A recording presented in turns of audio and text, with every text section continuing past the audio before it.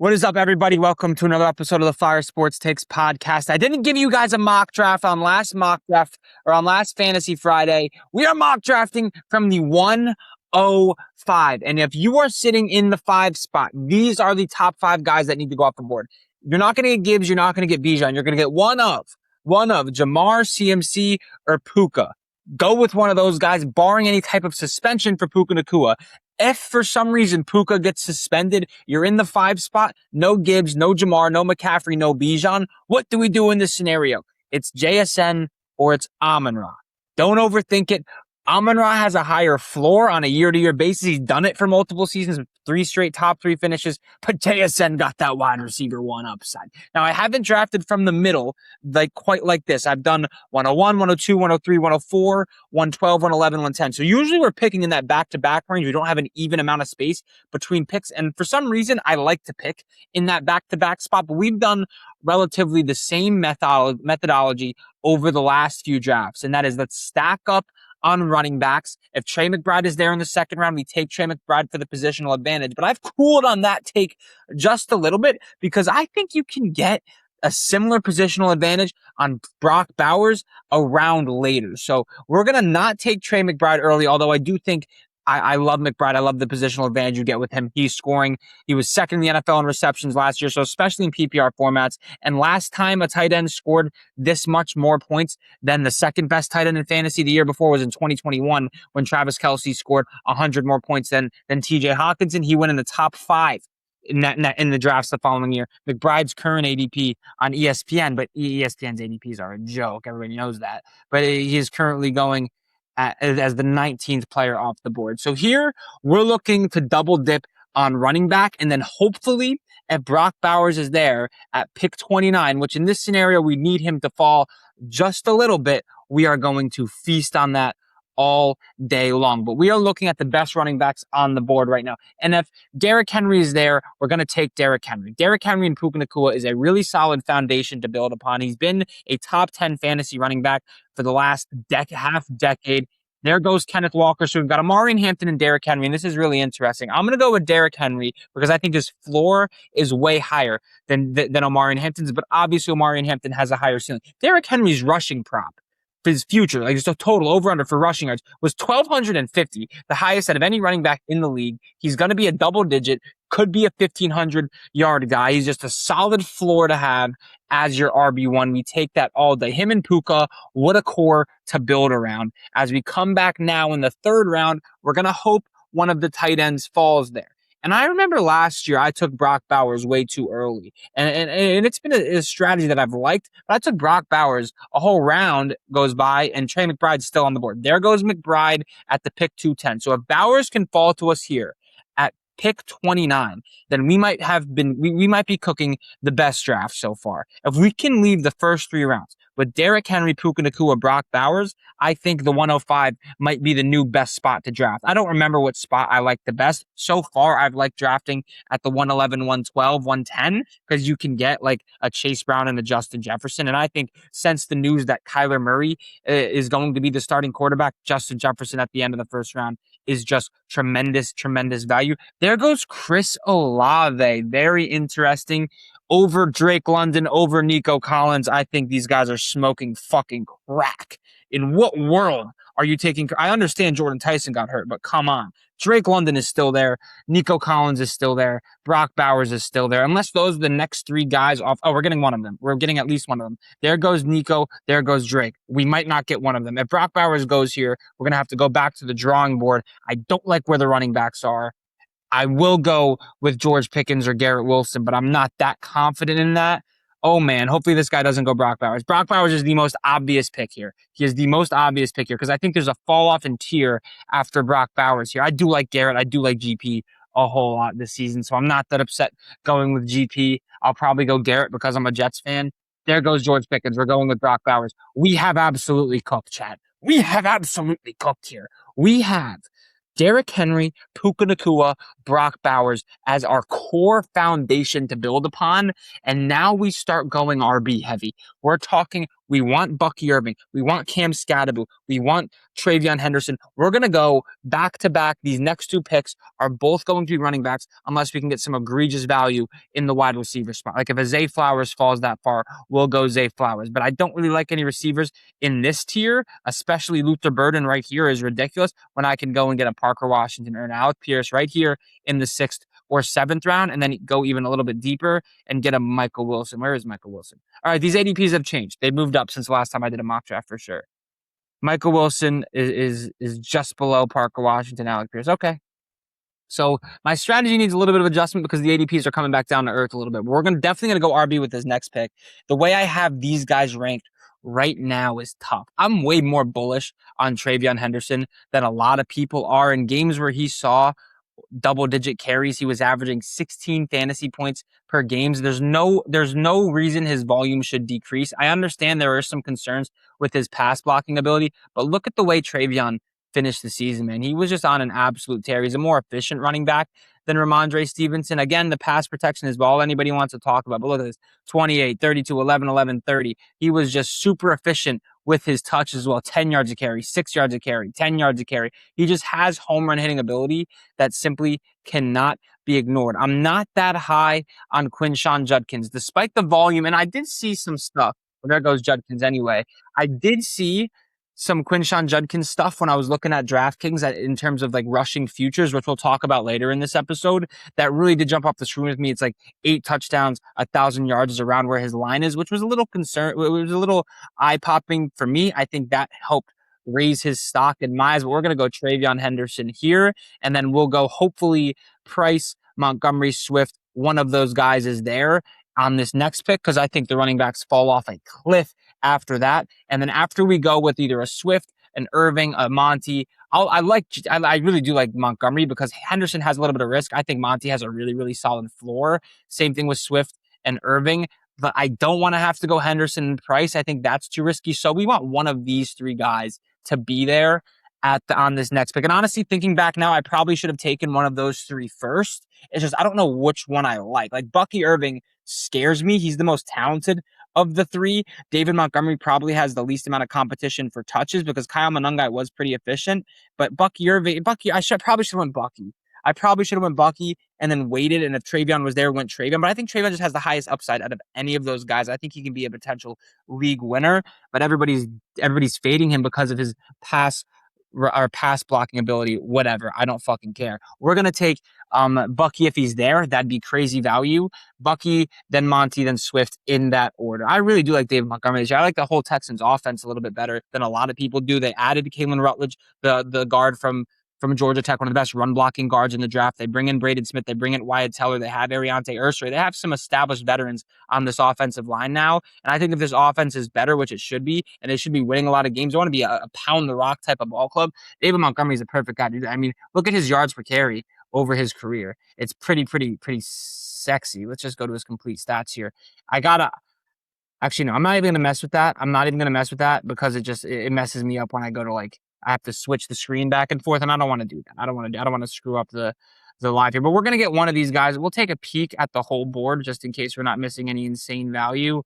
And it feels like Lamar Jackson in this late is just terrific value. It really Burrows. It really does feel like Lamar Jackson in the 5th round is just it's too good to pass up on. It's too good to pass up on. I simply cannot do it. And the way the running back room has shaken out here, well, there goes Swift. There goes Irving. I hate being at the end. I hate being at the end of a run because you want to be at the start of the run. But I think after Monty, those three were the guys I had queued up. After that, it falls off of a cliff. So we have Henry, Henderson, Bowers, Montgomery. We could have went Lamar there, and I would have went Lamar if we didn't see that run start to go. But I didn't want to miss out on one of that small tier of solid RB2, and we didn't miss out on it, which is solid. We have 2 RB2s. One of them has RB1 upside, and on top of that, we have the best receiver in Puka Nacua. We have Brock Bowers, who could lead the NFL in receptions next season, and now we're looking at our wide receiver 2s, and we're looking at Parker Washington 1, Alec Pierce 2, Michael Wilson 3. I don't want Michael Pittman. I don't want DK Metcalf. I don't want Cortland Sutton. I don't want Luther Burden. Where's Rome Odunze? Is he off the board already? I imagine he's off the board. Okay, so we want one of these guys for sure. And in this order, it goes Parker Washington, Alec Pierce, Michael Wilson. I think Alec Pierce is one of the most underrated fantasy assets this year. He finished as a top 30 wide receiver last year, and that was on like not a lot of targets, 106 or 84 targets, 47 catches, 1,000 yards. He's going to have a way more diverse route tree, and we will be taking his teammate at Jordan right here, Josh Downs, who has the highest. I'm pretty sure he has the same amount. He has the same receiving yard like future player prop as your DK Metcalfs, as your Michael Pittmans, as your Marvin Harrison Jr.'s, higher receiving prop than Cortland Sutton. Your same receiving prop is like your Rome Odunze's, but he's going so far later. So if we don't get Alec Pierce, like in an ideal world, we go Parker Washington, Michael Wilson, Josh Downs with these next 3 picks, and I think we're locked and loaded at the wide receiver position, and one of those guys is going to break out. I am so bullish on Parker Washington, and I think he is just an absolute problem. There goes Lamar Jackson in the 6th round. That is insane value. Insane value. Noah's nifty team getting Lamar in the 6th round. That is, you can't make that up. And it is like these QBs are jumping off a little bit at me here. Burrow, Hurts, or May. I would go Burrow, May, Hurts in that order. Probably May 1. I'm not going to do that. We're going to wait for a T-Law, a Caleb, a Mahomes, a Herbert, a Kyler. Like we are waiting on quarterback this year. We simply are. And I'm okay with that. I am A-okay with that. There goes Parker Washington. Fuck. Jacob with a good pick there by Jacob. So we'll go Alec Pierce here. We'll go Alec Pierce. And then we'll go Michael Wilson with our next pick. I don't know. I might want to. It's risky to wait here. It is risky to wait. Let's see what receivers we have on the board. No, we got to lock one of these guys up. Okay, the ADPs have come back down to earth because I was getting I was getting Parker Washington, Michael. I was getting those guys in the 7th, 8th, 9th round a month ago. That's not the case anymore. I like the competitive nature. We will go Alec Pierce, and then we are going to come back and probably go Michael Wilson if he's there. If he's not there, we will go. I don't want to go Downs because we already picked. I don't want like that much stock in this Colts offense, Colts receiving core. We will go Jordan Addison, who with Kyler Murray, I like his upside a whole lot. I really do. I mean, he's one of the better deep threats in the NFL. Good compliment to Justin Jefferson. I've always been a Jordan Addison guy. I think he's kind of flown under the radar. Matthew Golden, did he just go off the Matthew Golden is that early? Is kind of insane, man. But I really do like our squad. I'll tell you what though. If Tyson continues to fall because of the injury, he could be a really, really, really good late round steal. I love QJ at his value here. We're on the clock. Give me Michael Wilson all day. All right, I think we are fine. Our receiving room is Puka Nacua, Alec Pierce, Michael Wilson. Our running backs are deep. We could start thinking about going QB now if there is a good one still available. And let's take a peek at the running backs. So we just don't want to completely neglect it. Yeah, Chuba, JK, that's the area where we want to operate. I'm not that high on Aaron Jones at all. I wouldn't mind a little bit of Blake Corum stock. I have Travion, so I probably should go Ramondre. Ramondra's already off the board, though. All right, I think we're in a good spot with the RBs. If JK or Chuba falls farther, we'll go. But I think we're going to go QB with this next. Actually, no, we are chilling on quarterback. Let's get another receiver in the building. Let's get another receiver in the building here. Jordan Addison. Should I just go with both Colts receivers? Like, I really do like Josh Downs a lot, man. But I like Alec Pierce a little bit more. The more I talk this out, the more I think about it, I feel like Josh Downs, a whole 2 rounds later, is the better play than Alec Pierce 2 rounds earlier because I think receptions-wise, I wouldn't be surprised if Josh Downs led the team in receptions. Now, if Jordan Tyson falls to us in the 8th round, I wouldn't mind taking him, even though he might miss the first month of the season. I'm fine stashing him and waiting for him to come along if he ever does. Now, there is a little bit of risk there because I don't want to just throw away an 8th round pick. So he'd have to fall to the double-digit rounds. And it is risky like this early. We don't know the designation of his injury. We don't have a specific time frame because they're always changing. But I will tell you this. This guy right here, Quentin Johnson in this McDaniel system, yeah, give me that shit all day. At the end of this episode, by the way, I will be going over some of the best rushing props. So make sure if you're listening to the full episode version of this and not just the mock draft version, you stay tuned for that. The best rushing props for this upcoming season. Let's see. I think it's got to be Jadison here. Jadison, Mekhi Lemon hasn't been practicing. He has not been on the field with his team one bit. So it's Jadison and QJ are the 2 guys that I'm targeting here. Jordan Tyson, if he continues to fall, is not crazy. We could go with a QB. I think there's good like there's good enough QBs that'll be there for 1-on-1. No way Mahomes, Herbert, T-Law, Caleb, and Bo Nix are all off the board. I would be stunned. Stunned. So I will wait. We'll load up Jordan Addison, and that'll lock up our wide receiver room for good. Chuba Hubbard's still on the board. Okay, here's what we'll do. We're gonna go Jordan Addison here, as long as he's on the board still, which he is.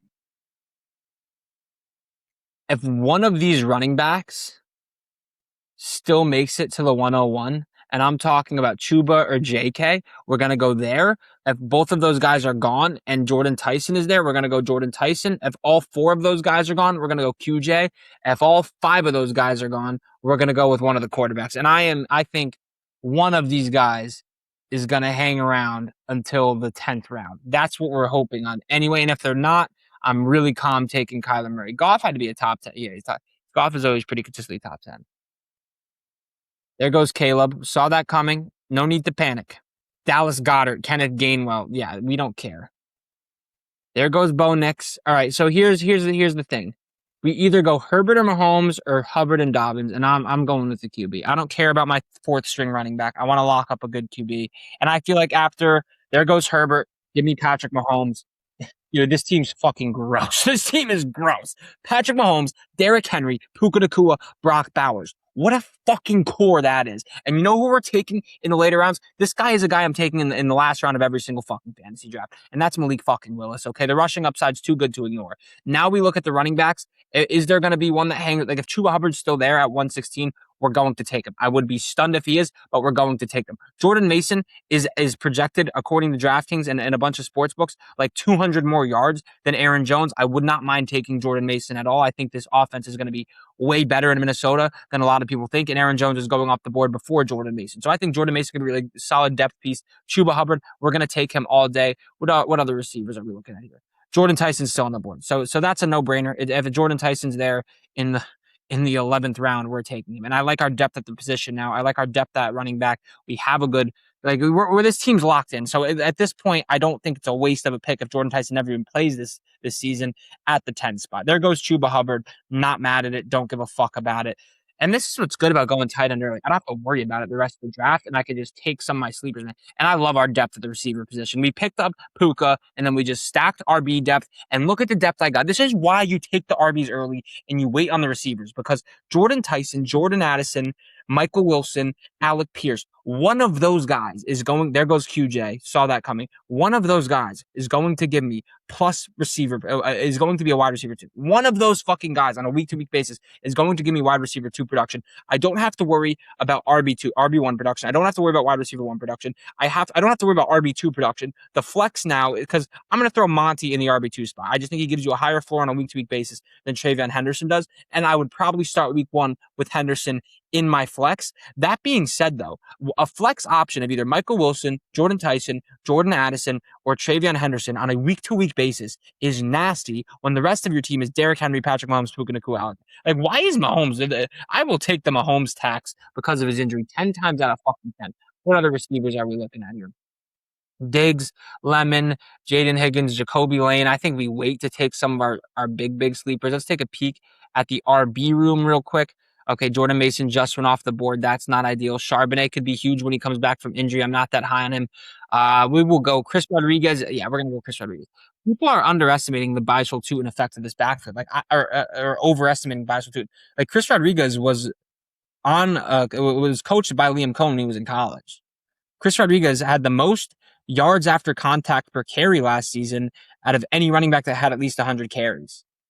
He's a good player. He is a good player. And Bishol Tutin was not exactly the most efficient running the football last year. Like, I feel like we could have oh my gosh, who was the running back on the Cardinals, dude? Soccer Max, friend of the program, drafted him. I think he was on the Cardinals. He was after David Johnson. He stunk it up. Or like this could be, was it Zach Moss the year that the Raiders had, like when he was the Raiders running back and everybody's picking? It wasn't Zach Moss though. Who was it? See, I don't remember because I stayed away from it. Kenyon Drake was the guy I was talking about for the Cardinals. Like, this could be a Kenyon Drake situation. This could be, I forget was it Zach Moss? It wasn't Zach Moss for the Raiders. Who was the Raiders running back? Everybody was like, take him. And he sucked. I don't know, but I didn't take him. I'll tell you that right now. Wide receiver. Let's see what else we got here. I'm not really vibing with any of this shit, bro. These guys all fucking suck. Caleb Douglas for sure. I like him as a sneaky sleeper. I like Tank Dell as a sneaky. He's not even that sneaky. He just injured. Calvin Ridley. He had 1,000 yards last year. Am I crazy? No, he had 1,000 yards the year before, maybe. Jacoby Lane for sure. Casey Concepcion. Is he off the board already? Yeah, he drafted already. All right. Let's X this out. Hold on, real quick. Slow down now. Slow down. Let's take a look at the wide receivers and let's take a look at the running backs really quickly. Sharp, Kamara, Pacheco, all these guys fucking suck. Tank Dell. Give me Tank Dell. He was looking good in some videos I saw. He was in and out of his breaks, sharp in and out of his breaks. Oh, there goes Caleb Douglas right after Tank Dell. That's a good pick by that guy. Ben's best team. I didn't see that coming. Now we're headed in towards Jacoby Lane and then maybe Malik Willis. We got 2 bench spots left, defense and kicker. I would rather Malik Willis than Jacoby Lane for sure. Well, we will take Willis here and then Jacoby Lane with our last pick if he is still available. If he's not available, I don't mind an AD Mitchell here. He's the wide receiver 2 for the Jets. The Jets got to throw the ball. Cyrus Allen could be a shout too. Especially because Rashee Rice likes to race cars and Xavier Worthy can't stay healthy. But yeah, I really like this squad, man. I really do. Puka, Derrick Henry, Mahomes, and Bowers is such a nasty core that you really can get away with having subpar play elsewhere. But I don't think we have it. Obviously, the wide receiver 2 is a little bit concerning, but I think we're going to get wide receiver 2 production from at least one of the 4 guys I drafted. And Jordan Tyson has a elite upside. Michael Wilson has a elite upside. I don't think Addison or Pierce. I think Pierce does have that upside. I don't know if that offense has it. And Addison, I think his ceiling is a wide receiver too this year. But Puka is good enough to get you 30 points a game. You get 15 out of your other receiver. You're going to be A-okay. I think Jacoby Lane's going to come off the board here with all these autos. I hope not, but I think he is. And then the running back room. Derrick Henry, TreVeyon Henderson, and David Montgomery. They all have different bye weeks. So if all of them stay healthy, we have nothing to worry about. And then Chris Rodriguez, I think, is a really solid sleeper. So I think we have good RB depth, really good receiver depth, no tight end depth, but who fucking cares? And then Patrick Mahomes, Malik Will. This is how I would draw it. This is probably the best one we've done so far. Puka Nacua, Derrick Henry, Brock Bowers is just diabolical. TreVeyon Henderson's upside, elite. David Montgomery's floor, really solid to counteract.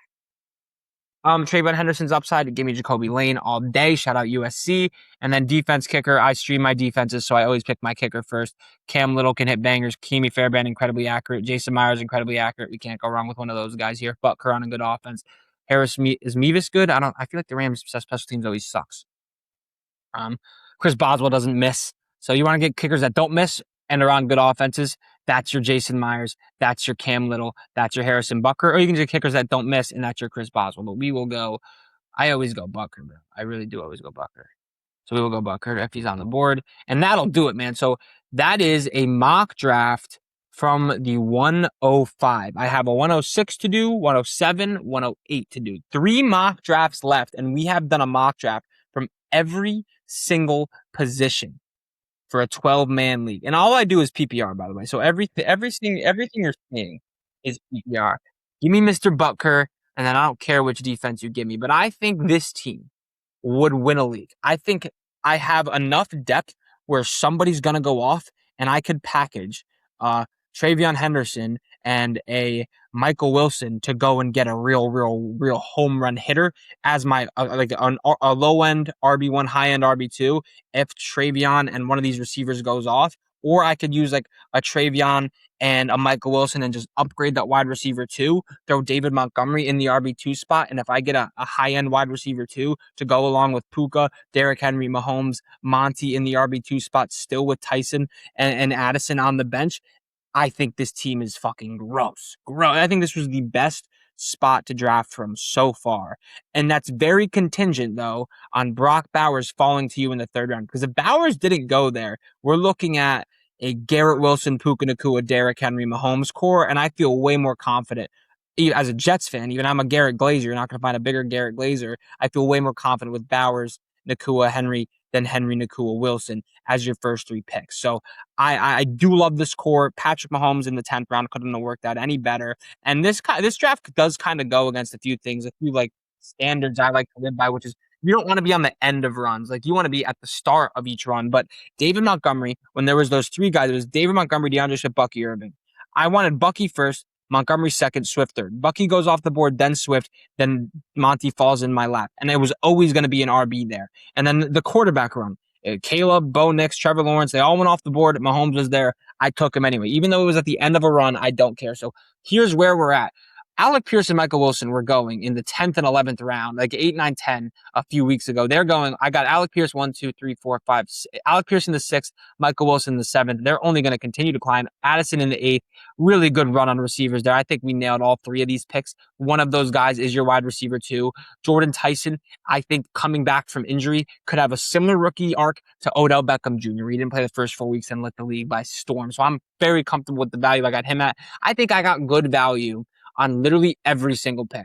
Puka at the 105, that's like pretty common value. I think he should be a top 4 pick. Derrick Henry at the end of the 2nd round, great value. Brock Bowers, the best value pick of this draft. TreVeyon Henderson, you could argue was a reach. I wouldn't argue there. David Montgomery, really solid RB2 floor, got him in the 4th round. I think that's good value. Alec Pierce, Michael Wilson, I think this is about where I had them valued. I think I had Alec Pierce as a top 20 receiver. I didn't get him as a top 20 receiver, so I think I got good value on Pierce. Addison, maybe a little bit of a reach. Mahomes, elite value. Tyson, elite value. Rodriguez could be the RB1. Like, there is a chance he outcarries Beisel too, and he gets the goal line work over Beisel too. And we got him at great value. Tank Dell, Malik Willis, terrific value. Obviously, Tank Dell, Jacoby Lane, they're kind of just dart throws a little bit, and then Butker in the Chargers defense, who cares? So that is a mock draft from the 105. Hit that subscribe button. Now, let's talk about some of the best rushing props for the 2025 or 2026 NFL season. I scoured DraftKings for all of 30 minutes, and I have found some of the best plays for this upcoming NFL season amongst the running backs. And I say I scoured DraftKings for 30 minutes. I looked longer than that at these running backs over the course of the last month, just studying, researching, fantasy, getting ready to put out good content for you guys. Number one, hit that subscribe button, and to have some money-making opportunities. And it starts with Omarion Hampton's rushing line at 949.5 rushing yards. He was on pace to go over this last season, and he barely got the ball in the first couple games of the Chargers season. Their O-line is healthy now. Rashawn Slater, Joe Waltz is back. Tyler Biadasz and Cole Strange on the interior. They should be better running the football. They have a solid offensive line if it can stay healthy. A little bit worried about Keaton Mitchell and Kamani Vidal, but I think even if they use those guys, like if they use Keaton Mitchell the same way they used like Raheem Mostert the first couple years, Achane was like starting to get productive before he had 1,200 last year. I still think Hampton's a good enough player. I think this run game will still be efficient enough where even if he does split carries with like Keaton Mitchell 60-40, he can still go for 1,000 yards. Because I do think the Chargers are also going to be really solid. They're going to be winning a bunch of games, and Omarion Hampton will be able to 4-minute offense run out the clock. I think he's a lock for 1,000 yards. You're getting it at a 50-yard discount at 949.5. We take that all day.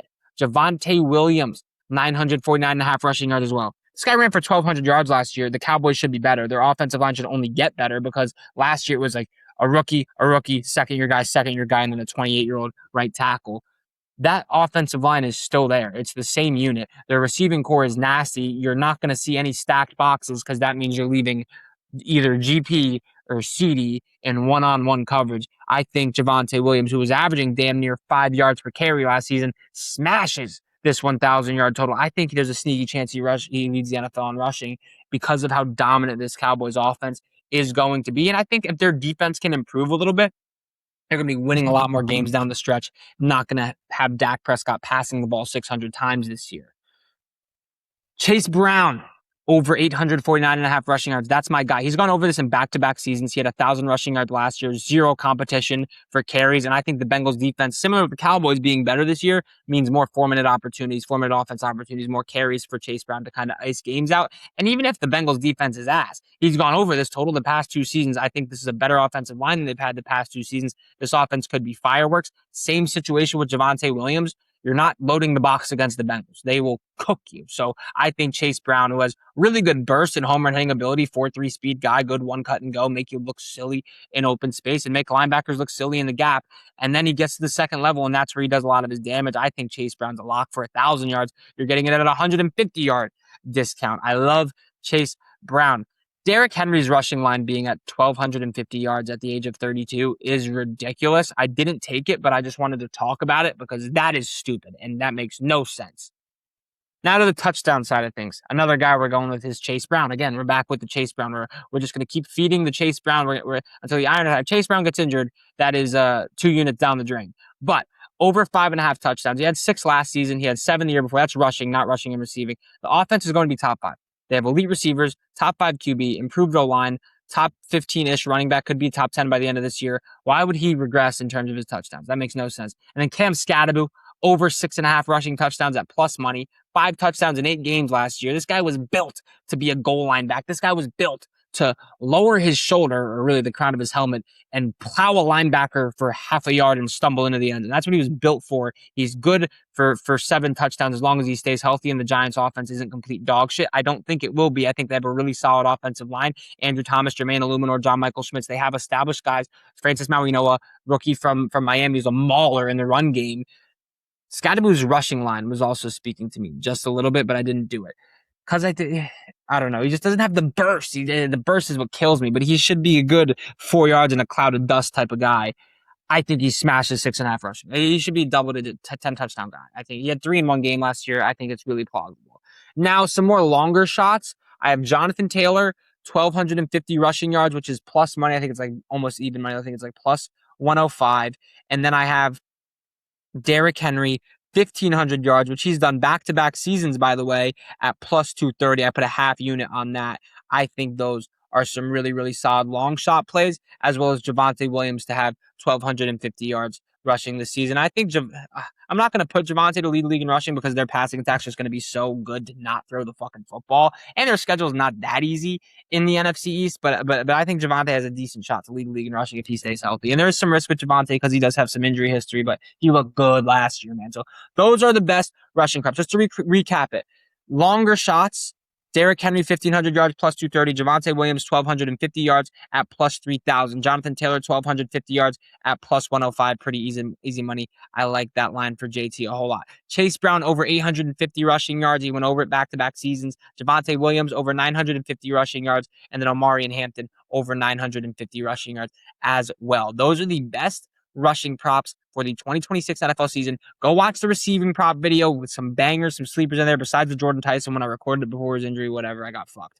They should reimburse me. That's neither here nor there. Subscribe. I love you guys. I'll talk to you later. Thank you for listening to this episode of the Fire Sports Takes podcast. We are so close, ladies and gentlemen. We are so close. It's right around the corner. Just a few more days, a few more weeks, and we are here. I love you guys, man. I'll talk to you guys all on the next episode of the Fire Sports Takes podcast.